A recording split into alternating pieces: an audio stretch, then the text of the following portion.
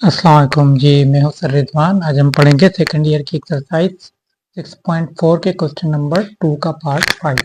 इसे integration by part के जरिए सॉल्व करना है। तो इंटीग्रेशन बाय पार्ट के जरिए जब भी सॉल्व करते हैं तो हम आइलेट रूल यूज करते हैं। ठीक है, अगर हम आइलेट रूल यूज करें, देखिए अगर हम आइलेट रूल यूज करें तो आइलेट रूल के लिहाज से अगर हम देखें तो सबसे पहले आता है इनवर्स ट्रिग्नोमेट्रिक, जो कि हमारे पास क्वेश्चन में कहीं नहीं है। ठीक है, इनवर्स ट्रिग्नोमेट्रिक मतलब साइन इनवर्स, कॉस इनवर्स। ठीक है, तो ऐसा तो कोई भी फंक्शन हमारे पास क्वेश्चन में नहीं है। ठीक है, इनवर्स वाला नहीं है, साइन एक्स है लेकिन साइन इनवर्स एक्स नहीं है, तो इस वजह से इनवर्स ट्रिग्नोमेट्रिक हमारे पास नहीं है।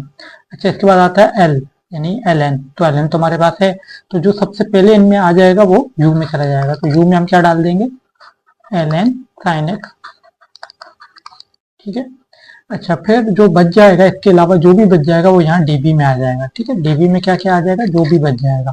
अब देखिए यहाँ पे हमारे पास साइन एक्स, कॉस एक्स और डी एक्स बच गया। ठीक है, हमारे पास क्या क्या बच गया, साइन एक्स बच गया है, कॉस एक्स बच गया है और डी एक्स बच गया है। ठीक, तो इसको इंटीग्रेट कर देंगे, इसको डिफ्रेंशिएट कर देंगे। तो u का डेरिवेटिव होता है u, और इसका डेरिवेटिव लेना है तो एल एन एक्स। इसको थोड़ी देर के लिए हम एक्स समझ लेंगे, या एल एन के साथ जो भी फंक्शन है इसको हम थोड़ी देर के लिए क्या समझ लेंगे कि ये एक्स ही है।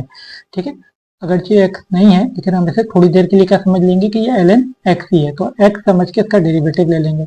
तो डेरिवेटिव क्या हो जाएगा, 1/sin x। ठीक है, इसको हमने थोड़ी देर के लिए क्या समझ लिया कि ये x था, और इसको ln x का डेरिवेटिव ले लिया जो कि होता है 1/x। लेकिन ये x तो है नहीं, जिसे x समझा है उसका आगे फिर से डेरिवेटिव लेना होगा।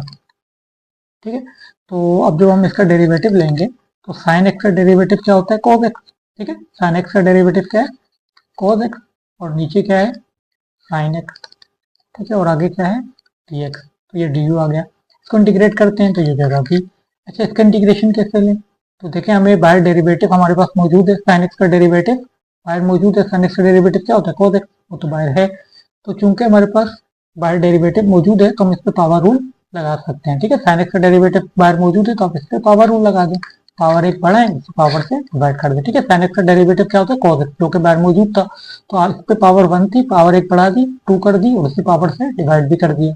तो इस तरीके से हमने इसका इंटीग्रेशन ले लिया और इसका डेरिवेटिव ले लिया। सही, अब इसको फॉर्मूले में पुट करते हैं। u आ चुका, डी यू आ चुका और बी भी आ चुका। अब यहाँ वैल्यू डालने u इंटू बी। यू में क्या आएगा, L N sine x, L N sine x. ठीक है, u की वैल्यू है, आगे u के बाद क्या आता है v, तो v में डालें। v की क्या वैल्यू है, साइन का स्क्वायर एक्स अपॉन 2।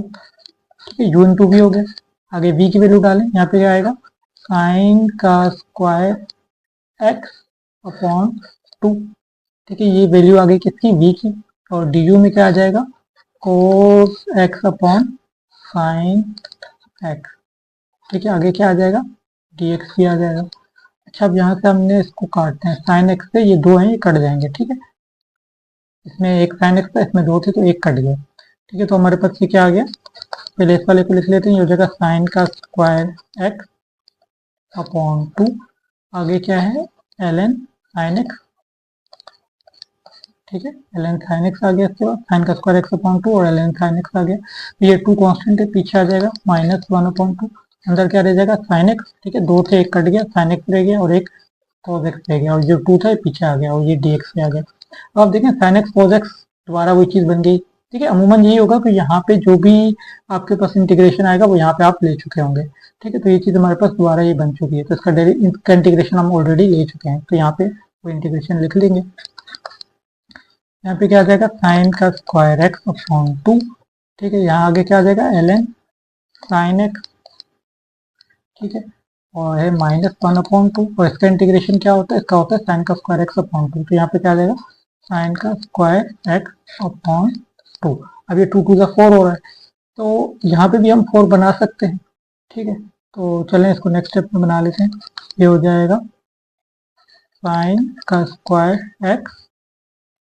अब ये देखिए यहाँ पे ये अभी 2 है, इसको नेक्स्ट स्टेप में हम 4 बना देंगे। हो जाएगा साइन एक्स, और ये हो जाएगा 1 2 2 का 4 हो जाएगा।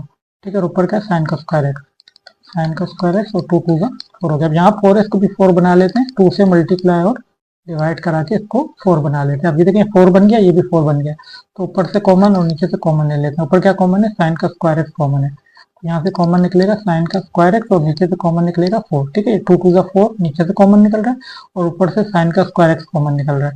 तो पीछे क्या रह गया, आप देखिए यहाँ पे साइन का स्क्वायर एक्स अपॉन 4 तो कॉमन निकल गया, तो पीछे रह गया 2 और ln साइन एक्स, ठीक है। और यहाँ पे हमारे पास क्या चीज रह जाती है, यहाँ पे हमारे पास रह जाता है साइन का स्क्वायर एक्स अपॉन 4 तो बाहर निकल गया, -1 रह जाता है, ठीक है। तो अब ये जो 2 है ये चूंकि ln से पीछे, तो अगर ln के साथ जो भी फंक्शन होता है अगर उस पर कोई पावर लगी हो तो वो पावर पीछे आ जाती है। इसी तरह कोई कांस्टेंट नंबर पीछे तो वो भी ln के साथ जो फंक्शन होता है उसके साथ ऊपर पावर में जा सकता है। तो इस 2 को हम पावर में भी लेकर जा सकते हैं। तो ये 2 जो है वो नेक्स्ट स्टेप में हम इसको पावर में ले जाएंगे। तो अब हमारे पास क्या चीज बच जाएगी, तो अब हमारे पास जो आंसर आएगा वो आएगा साइन का स्क्वायर एक्स अपॉन 4, ठीक है।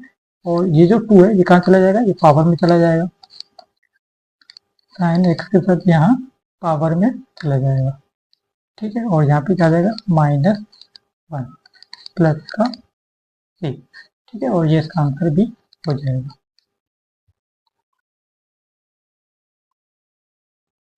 चलें वीडियो को लाइक और चैनल को सब्सक्राइब कर दीजिएगा। Thanks for watching.